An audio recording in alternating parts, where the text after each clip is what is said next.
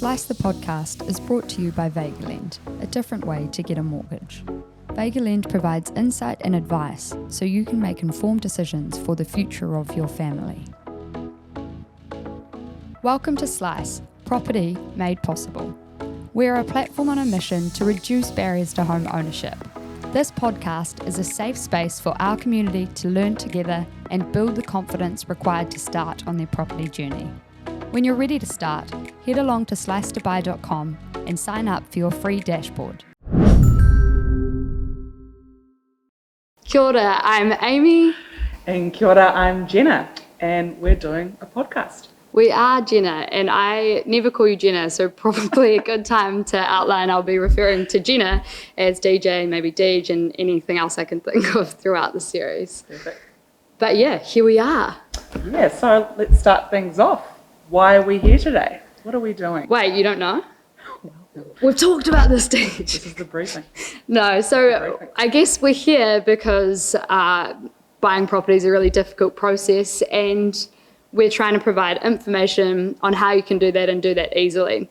So this information hasn't been readily available to a lot of people of different areas in society. So, I mean, as women, we didn't get bank accounts until the 60s, and then around the 70s, people were still struggling to get mortgages, particularly women and people of Māori descent. So I remember there's a story about a lady called Kay who went into the bank and she had a 25% deposit, which would absolutely get you across the line in this day and age, but she got declined. So she went back again a year later with a 33% deposit and still got declined because she didn't have a man co-signing the mortgage. So we're trying to, obviously that's not even that long ago, the 70s, but times have changed, and luckily we have a lot more rights, and now this is about also educating, people who now have those rights on what's the easiest and best way to get into property. So yeah, that's what we'll be talking about, and hopefully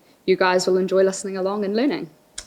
Awesome. So you've been working also in home ownership for a wee while now, which feels like a good segue into the Slice platform itself. So you happy to give us a little breakdown into, what is Slice exactly? Yeah, absolutely. So Slice is basically an education platform and a platform to support you with alternative ways into home ownership, fractional ownership, or just if you don't know where to go and it's your first time buying a home.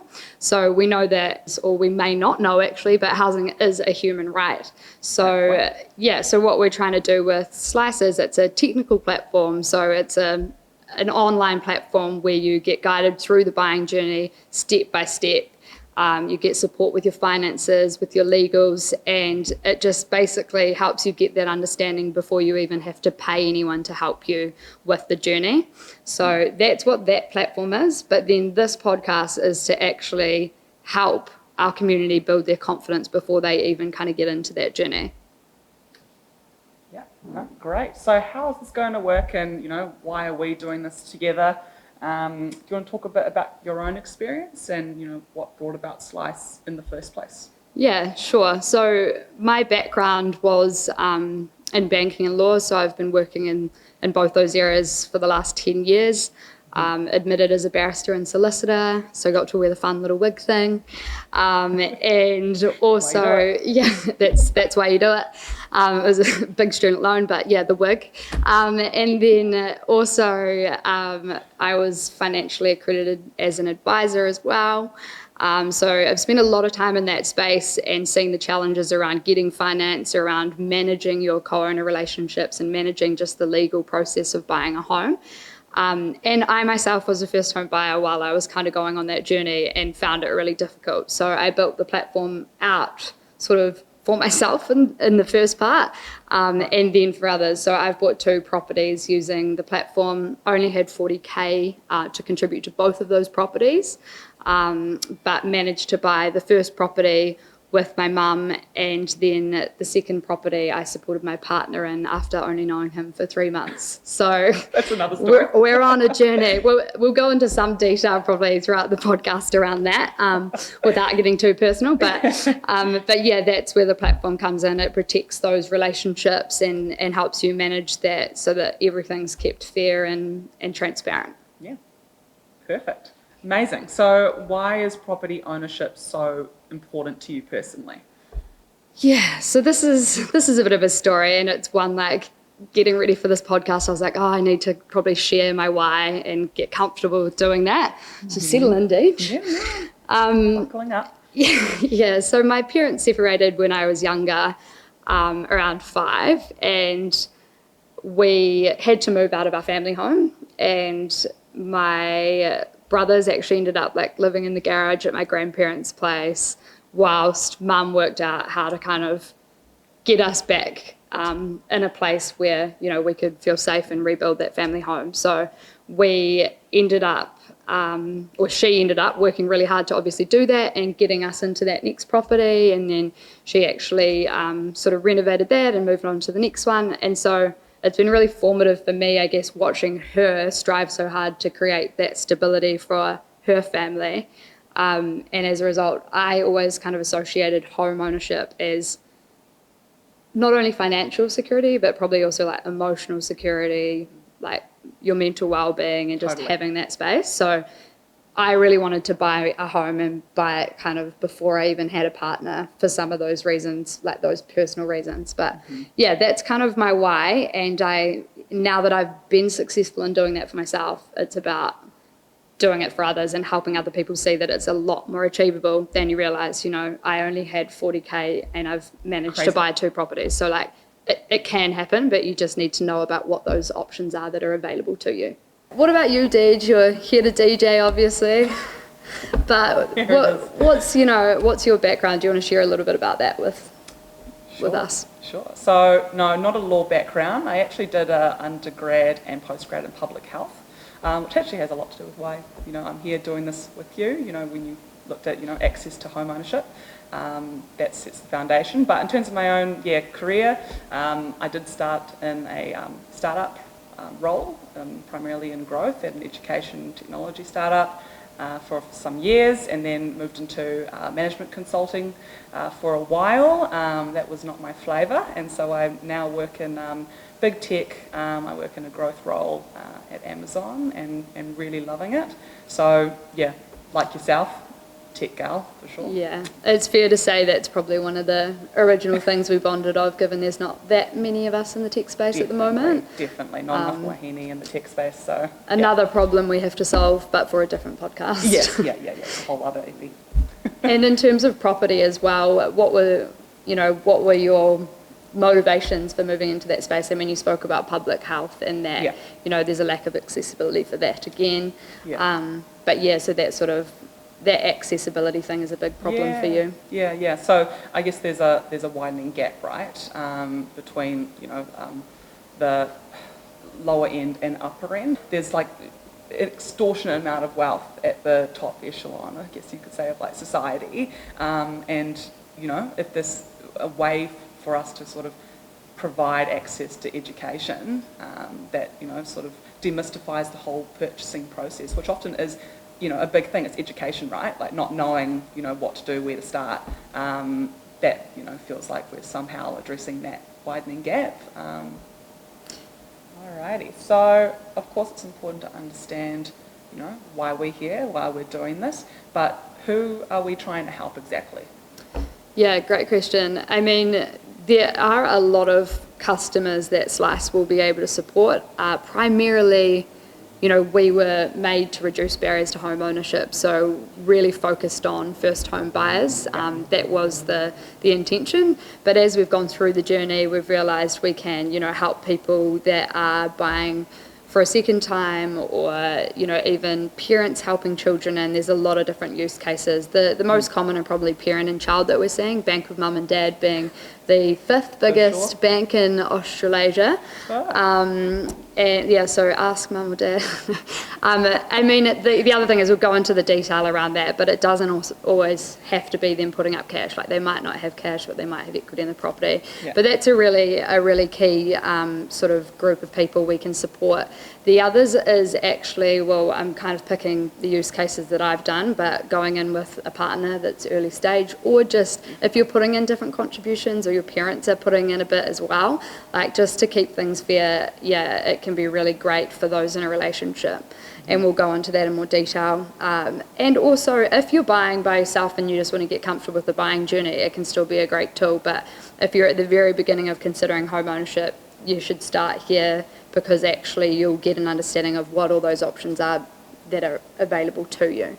In terms of where we're going as well, I guess we're going to try and break down in each episode each step of the buying journey, and they're challenge accepted. They are going to be pretty packed with jam, but we will try and keep it to a few points in each episode, and then as you're going through the buying journey, or when you're ready to begin that, you can go back and re-listen to things at the various stages of your journey. So it will also be quite linear, probably because that's just how my mind works, but we'll go from like, this is the first thing you need to consider.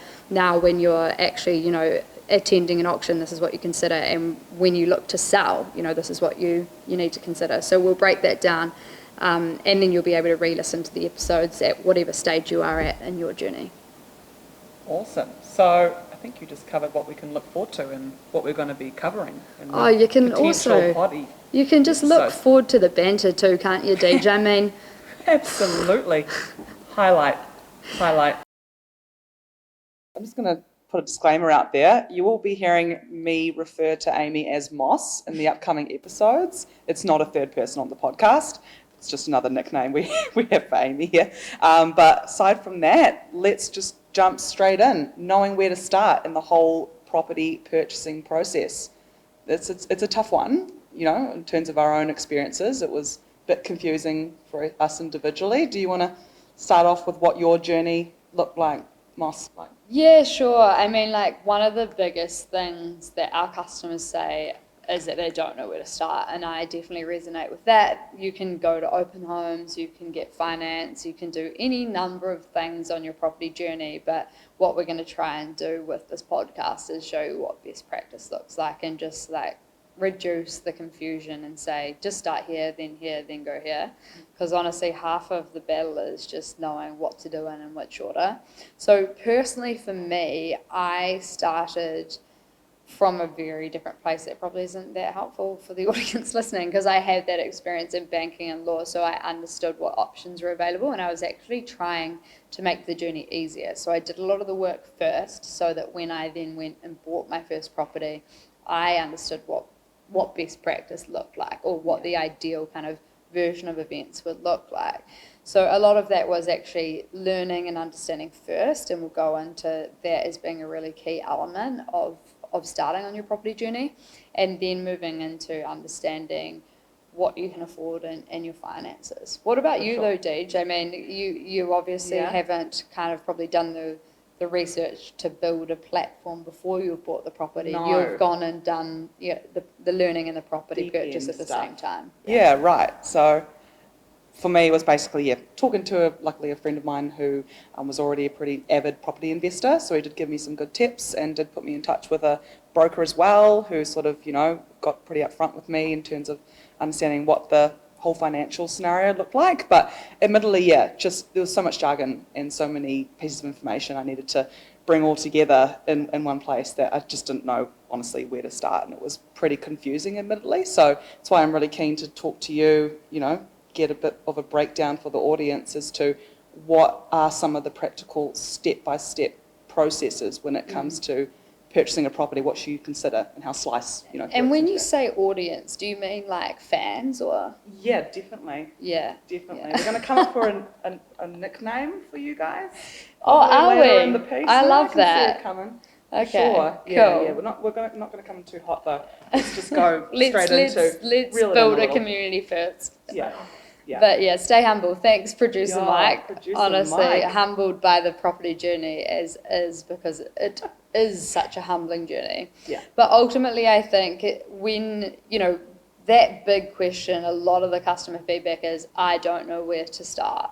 It is overwhelming. This is not for me. It's not achievable.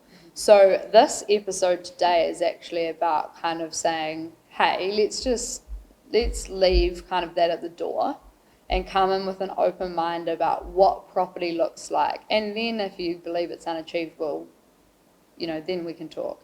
But I think this episode is really important to canvas where we want to go, and we want to provide an understanding of what that journey looks like and open that door so that people can come on the journey and build that confidence that they need, because it is actually attainable or achievable to buy property with 20 grand.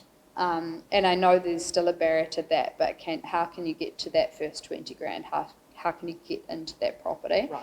So I guess the key thing about this episode is, what does that journey look like? Because where you should start, if you don't know where to start, is to understand what you're even doing, what that journey looks like. And so there's 6 steps. That's what Slice has done. We've narrowed it down to 6 key steps to the whole buying journey. Great. The first step is to learn about the journey. So, yay, you're doing that right now. Thanks for listening. Welcome. But it's literally just understanding those steps, understanding that property is achievable, because there are so many barriers and there's so much noise, and we're going to break that down and make it easier for you. Step 2 is to look into your finances. So how much are you earning? How much can you afford? What other options are available for you if you can't, go in by yourself right now? Step 3 is to look at the legals. So both the legals in terms of what a good property looks like based on the documentation, but also more importantly, if you're buying with anyone else, which most people are, whether it's a partner, a family member, a friend, how are you managing that? How are you protecting yourself, protecting your investment, and protecting your relationship? So we'll jump into the legals as well. And then the 4th step is about finding the property. So comparing different types of property, what's right for you, your values, and also what's going to make a sound investment. And then we're moving into managing property. So that's kind of who's contributing what kind of transactions are happening over time as your circumstances change, and how are you managing that? And then the final step is actually selling the property, because you can't buy a property if you don't know what the end-to-end journey looks like. Yeah. So we'll be really focusing this first season on kind of a few of those steps, which is sort of 1 to 4, which is the actually learnings around what that journey looks like, the finance, the legals, and then finding the property. And then we'll dive into sort of managing and selling at a later date.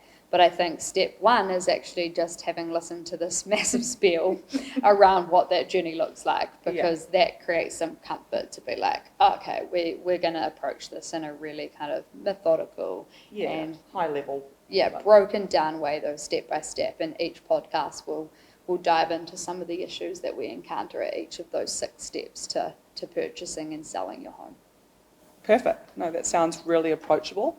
I think another point we wanted to cover off today was something that you've just already mentioned, the whole values piece, understanding your own values when it comes to purchasing a property, what's a priority to you and or your partner, friend, family member who you might be going in with as well. Can you break that down a little bit for us? So I think, I'll throw this back to you in a moment, because I know that you've had your experience in the space too, but I think it is, when you're investing in anything, like if you have been listening to some of the amazing podcasts around finance, you need to consider, is it a sustainable investment, or what are your values or your drivers and motivations for investing in something? Obviously, making money is one very valid reason, but there might be other factors at play there. So in the same way that you consider those with stocks and shares, it is as valuable, if not even more valuable, to consider what's right for you with that investment. So do you want to live in the property? Do you want it to be an investment property? Do you want the rent to pay the mortgage? Do you want to use it as a stepping stone to buying your own home if you are buying with someone else? Therefore, maybe you want to sell within, a 5-year period if you're buying with someone else. Or would you rather buy something, in a different location? So we'll get into more detail around our personal experiences throughout the podcast, but I bought in Raglan because I wanted freehold and I wanted a particular type of property. And so, I wasn't living in Raglan at the time, but my values drove that decision making. And I think, yeah, probably similarly for you, and this will probably be an ongoing theme throughout the podcast, what were your values that drove you into property and how did that impact kind of your property purchase? Yeah. For me personally, because I was trying to go in largely myself, it was a financial goal mostly, so really saw it as an investment. I wasn't looking at it like I'm wanting to have a family home with my partner and things. It was purely like, okay, this is like trying to diversify my investment like portfolio, so to speak. Something that I had a long-term mentality on, and something that I could hopefully get some returns over the long term on. So I've treated it as that, and so the property that I purchased, nearly a year and a half ago now, that's property managed out, and it's a rental, so it is purely an investment, and that could change. That's I think maybe the beauty of a long-term hold, that these properties, if you're looking at it at one point, you can chop and change try over different time. things. Like you can sure. Airbnb it, you can rent it out, you can live in it. But I guess, knowing your values, it's the same if you're trying to find a job. It's the same if you're investing in shares. You should always start with that. So I guess the outcome of today's session is sort of, yes, we acknowledge that it's overwhelming, that most people don't know where to start, and we talked about our why, but that's kind of your why, I think, based on the customer feedback, is that it's super challenging. So hopefully by saying, hey, these are the 6 steps, we're going to take you through each of those in detail over the coming season and seasons, that will demystify some of what that journey looks like, and then also acknowledging that before you even bother with anything you do in your life. I'm going so deep right now, but you should always assess your values and understand what those drivers are, because whether it's shares, property, or a job, or any other key decision in your life, you need to know what you're trying to achieve. And so, understand the journey. That's step 1. Understand your values and your motivations for joining that journey and joining this community is a part of step 1 too. And then in the next episode, we'll be pushing into your finances and how much you have, and therefore what options are available for you with property investment. Perfect. Yeah, and I'm looking forward to diving into the realities of a deposit and how much you need to, summon up. So that'll be an exciting one. Thanks, Moss. And see you next time. Thank you for joining our community. Buying property isn't easy, but listening in will get you one step closer on your journey. Please leave an Apple or Spotify review and provide feedback so we can improve your experience. Join our Facebook group, A Safe Space to Learn Together, or follow us on Instagram at Slice2Buy. If you have any questions or topics you would like us to touch on, you can email us at hello@slice2buy.com. A quick reminder, Slice the podcast does not provide personalised investment advice. We are not acting as financial advisors or taking into account your circumstances. To get personalised advice, join us at slice2buy.com and engage with our partners who can act as your financial advisor or lawyer and support you with your specific needs.